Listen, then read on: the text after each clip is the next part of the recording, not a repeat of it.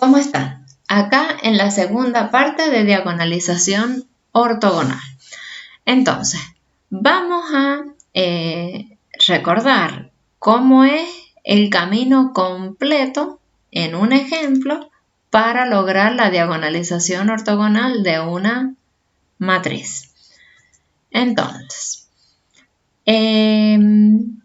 vamos a empezar recordando que para toda matriz, nosotros tenemos que empezar formulando el polinomio característico.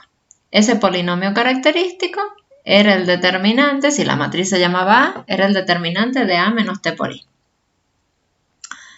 Después del polinomio característico, era escribir la ecuación característica y encontrarle las raíces a esa ecuación. Esas raíces son los valores propios. Para cada valor propio, nosotros vamos a encontrar un subespacio propio y una base de ese subespacio propio. Entonces, hasta ahí vamos a ir trabajando como con la diagonalización simple. Entonces, en ese momento que nosotros encontramos la base del subespacio propio, inmediatamente vamos a encontrar la base ortonormal.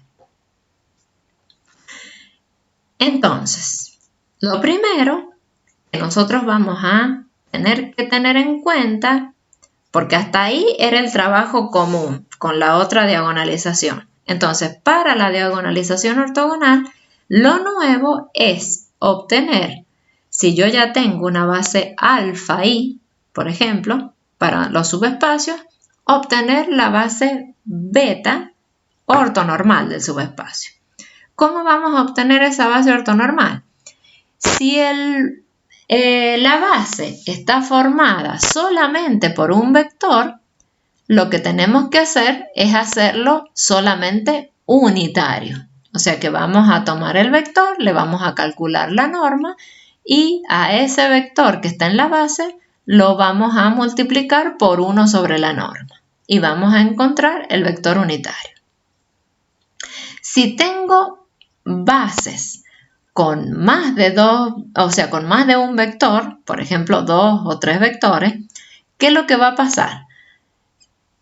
Cuando tengo dos vectores que son de un mismo valor propio, yo no tengo la certeza de que sean ortogonales, porque acuérdense, yo tenía la certeza de que fueran ortogonales cuando son de valores propios distintos.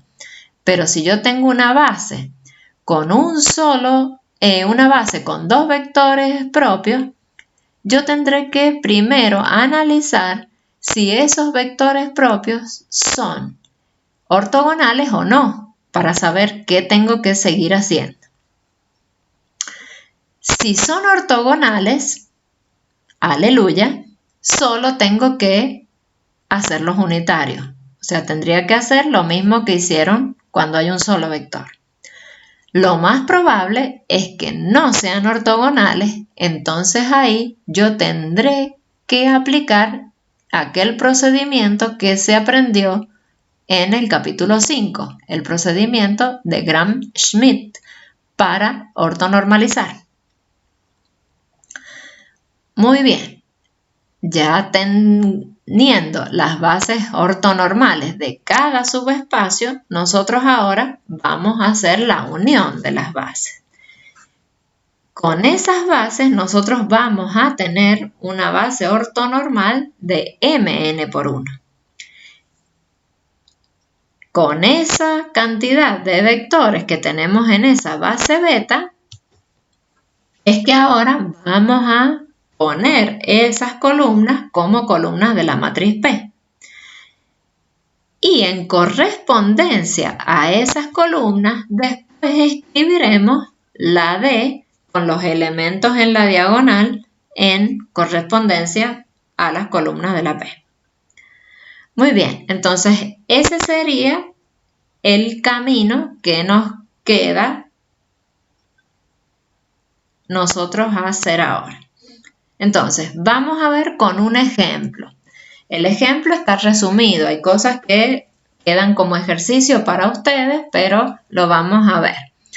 Entonces, supongamos que tenemos esa matriz. Esa matriz, fíjense, la diagonal es esta que está acá y a ambos lados de la diagonal tenemos los mismos elementos, menos 1, menos 1, menos 1, menos 1, 1 y 1. O sea que la A es simétrica. Si la A es simétrica, entonces admite la diagonalización ortogonal. Para la A tenemos T1 igual a 4 y T2 y T3 igual a 1. Entonces, ya sabemos que esta matriz tiene los n vectores propios, o sea, los 3 vectores propios. Entonces, de acá vamos a tener un subespacio con una base y por acá vamos a tener otro subespacio con otra base, que obviamente acá tendremos que tener 2 vectores.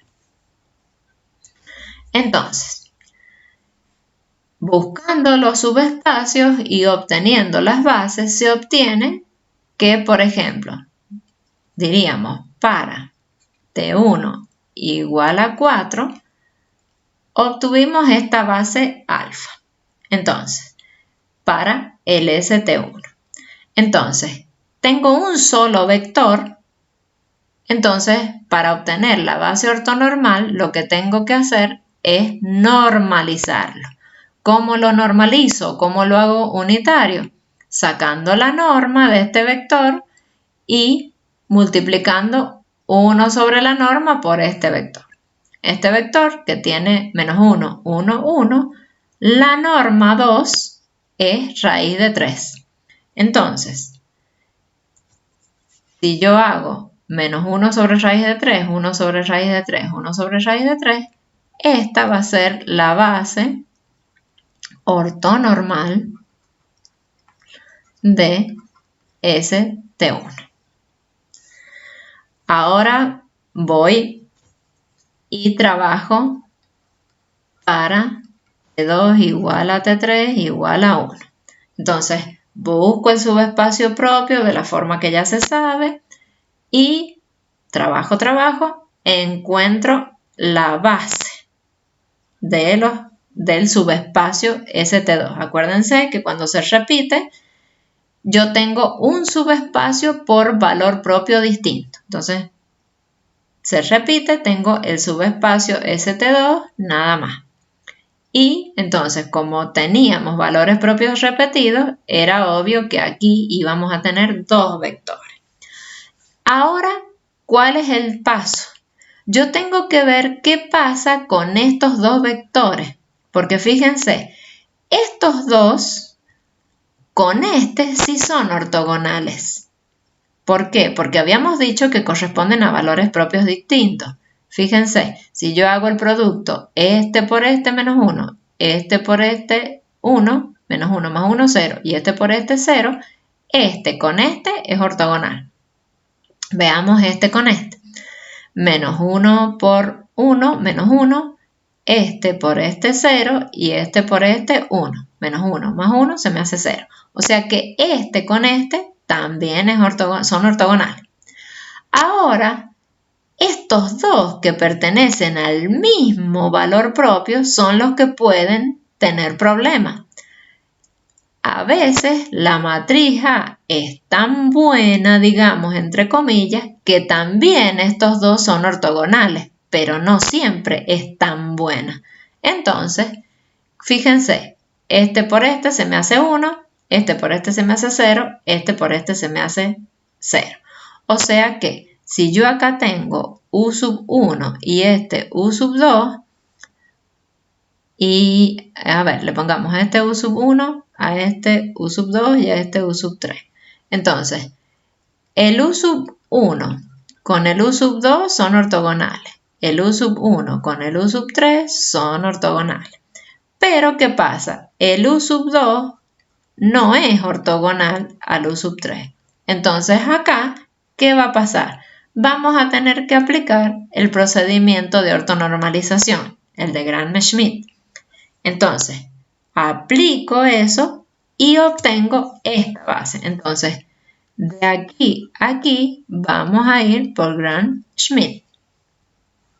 Obtengo esta base de vectores que ya están ortonormalizados. Entonces, esta va a ser una base ortonormal de ST2. Muy bien, entonces, si yo considero estas dos bases, hago alfa igual a alfa 1 unión alfa 2, esa es una base simple de M3 por 1.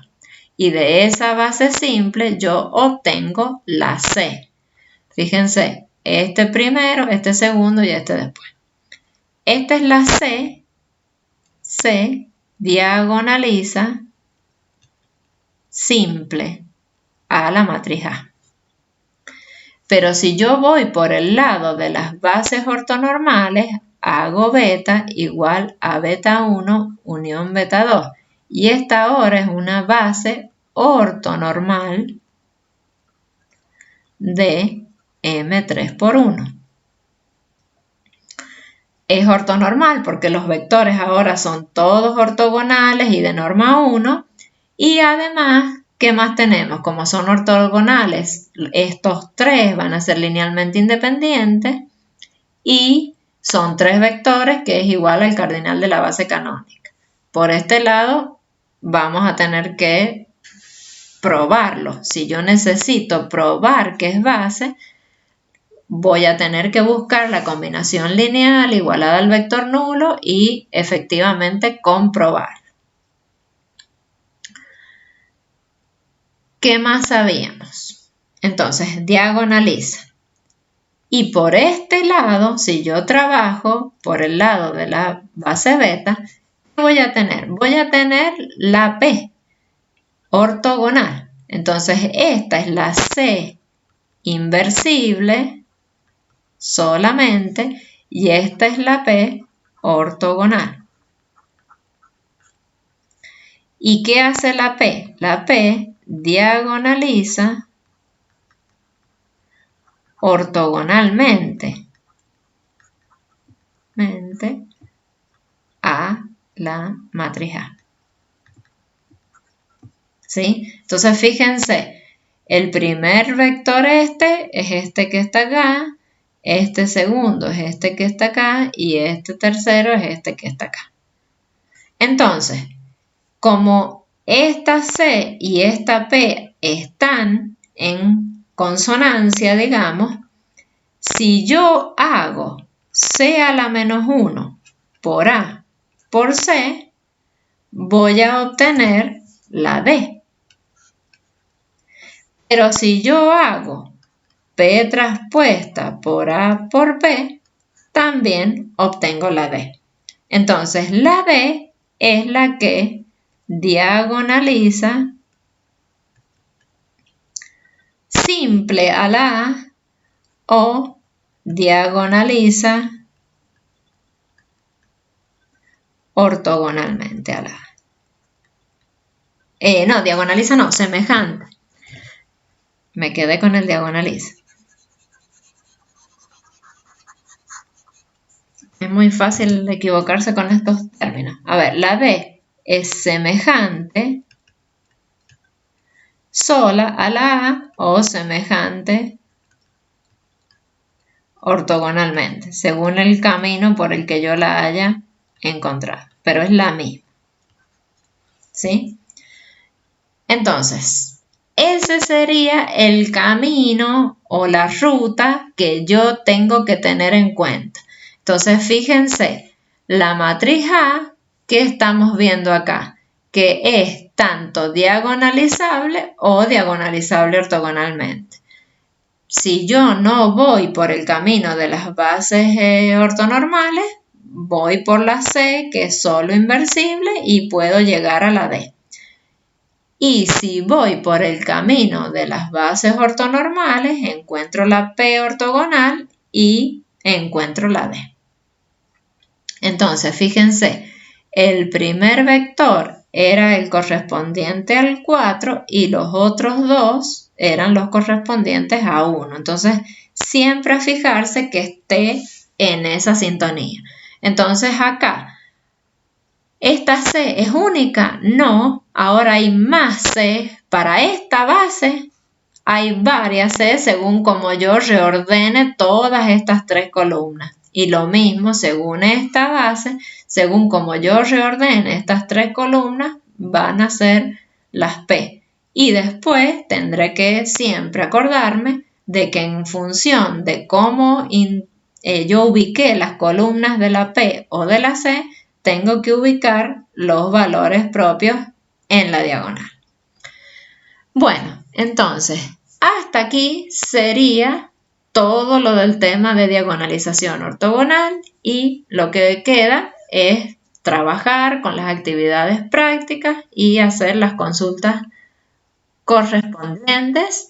Y bueno, llegamos al fin de los capítulos de la asignatura y llegamos al fin de la asignatura.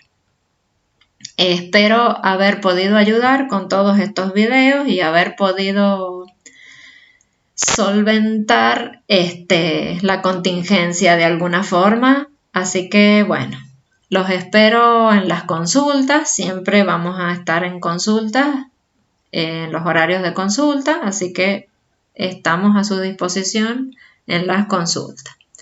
Hasta luego.